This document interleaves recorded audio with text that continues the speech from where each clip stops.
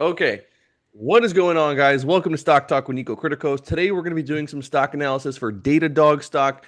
I have reviewed this stock many times over the last, whatever, 5, 7 years or so, and this stock has always traded at a huge premium. Once again, the stock is up huge, though, and so we're going to see, is this stock a good investment? And if I was a shareholder, what would I be doing with the shares? Because I am not a shareholder of this.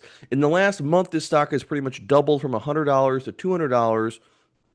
Over the past 5 years, there's been lots of volatility. I mean, it was $200 in 2021, went back down to 65, and now it's pretty close to an all-time high.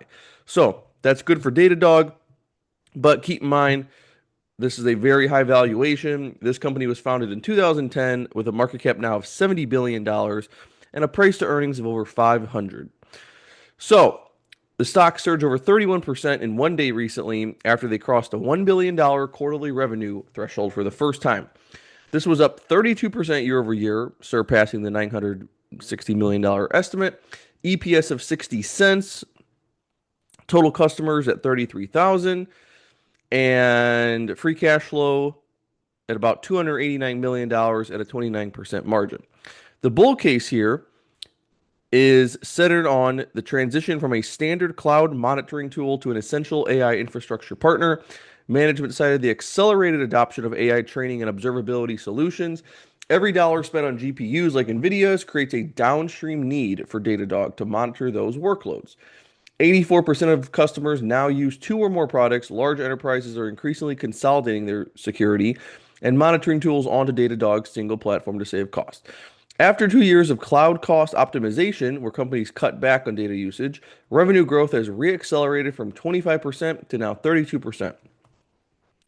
Here is the risk, though. The PE is at over 450, which we just saw it's over 500, and a price to sales past 11. And this says it's at 19 price to sales. But again, it's the numbers, there's so many different numbers to look at. You could measure it different ways. The merger of Cisco and Splunk, which see, I remember when they bought Splunk. That's how long ago that was. That was probably that was like 5 years ago.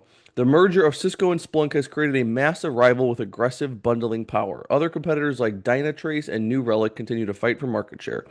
Notable directors have recently sold shares in the $150 to $180 range. And then we come down here to some analyst outlook, price targets of around 200 to 250. So they still think it's going to go up from here, but that doesn't really mean a lot because analysts are wrong a lot of times, and I view analysts more so as like they're catalysts for market moves, but they are really just market makers. They kind of just can push the market whatever direction they want. That's the way I see it. So let's look at this article here from CNBC. What was interesting is the pop here also fueled rallies in Snowflake and MongoDB. I own MongoDB, so that helped me out with that position. Now, if we look at Datadog, though, it says Datadog provides cloud infrastructure that AI models from OpenAI and Anthropic run on. According to analysts, OpenAI is its biggest customer. We also have here that they landed two major hyperscaler customers. So that's a big deal because those are the best customers you could have. For some reason, they talk about Twilio a lot here, and I guess this relates to Datadog as well. But experts say arming agents with this is agents as in AI agents with the ability to log memory will make customer service calls less daunting for the end user.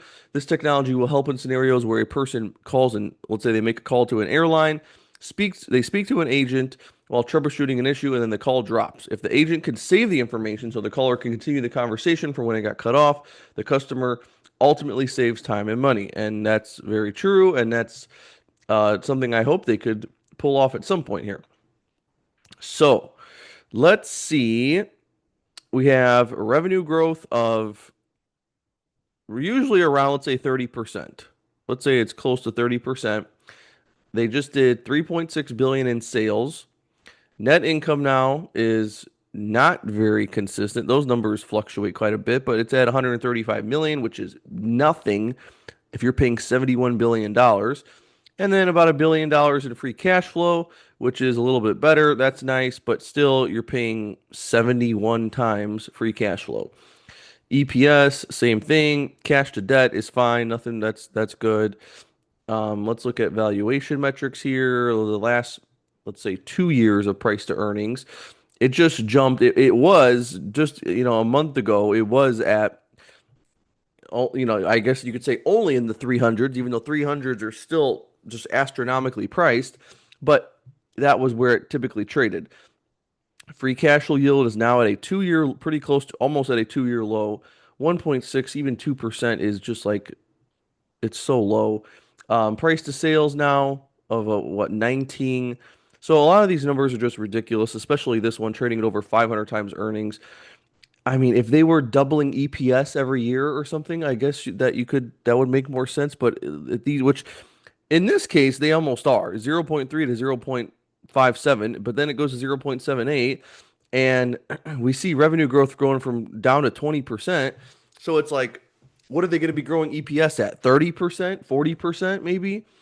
Um, I just don't see why people are paying this much.